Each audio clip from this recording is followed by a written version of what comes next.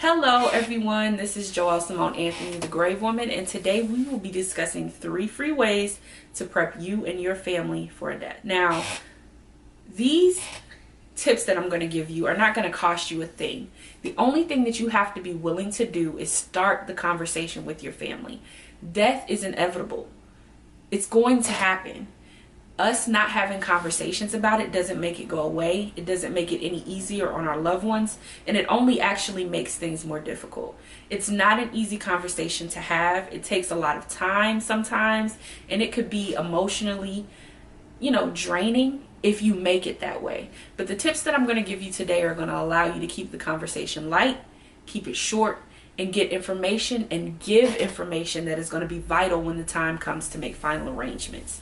Now, the first thing that you want to keep in mind is that no one wants to have a conversation about death. No one does. Even having this conversation with you all sometimes can be exhausting.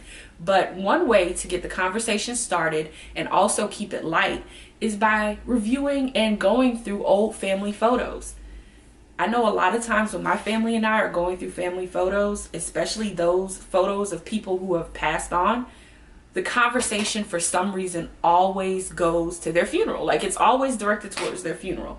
Either things are brought up about the funeral that the family had a problem with or didn't know about, things that came out during making the funeral arrangements, or things that they liked. So what you want to do when you're going through family photos is take that opportunity to say, you know what, well, maybe when, grandma passed away, I didn't really care for this. And if you guys were to make decisions or do something differently, perhaps this or that for my arrangements, I think I'd be happy with that. Just take that time to listen to what your family members have to say and to interject your wants and desires. It would also be a really good idea to take notes during this time and maybe even place those notes inside of a family photo album. The reason that I say that you might want to put your notes inside of a family photo album is because 9 out of 10 chances, I can guarantee you, when someone passes away, one of the first things that we go through is the photo album.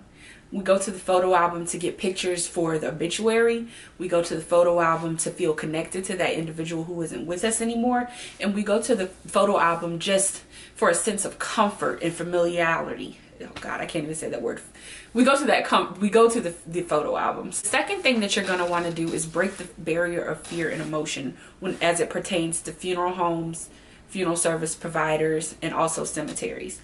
These places can be a great source of anxiety and fear for people, but you may want to go ahead and get comfortable with the fact that you're eventually going to go through either a coroner's office, a funeral home, or a cemetery when you pass away. Picking up the phone and just saying, you know what, I'm considering and putting effort towards making my final arrangements. I just wanted to call and get some information, can do so much for eliminating some of those fears.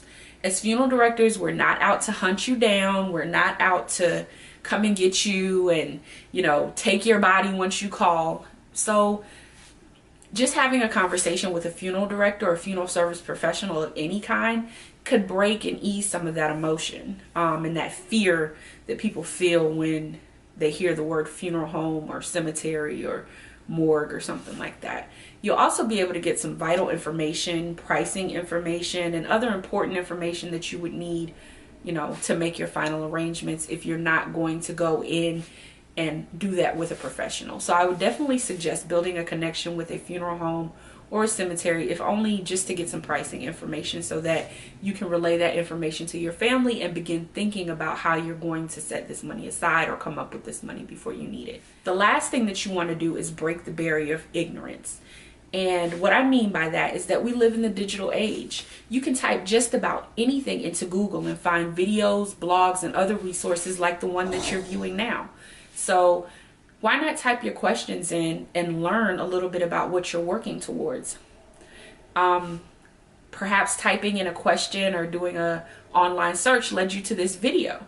And hopefully you found it useful and you can use some of the information that you've gotten here. To learn more about these 3 free things that you can do to prepare you and your family for a death, be sure to visit www.thegravewoman.com/blog. I look forward to talking more with you guys in the future. Live life, love hard, and I'll talk to you next time.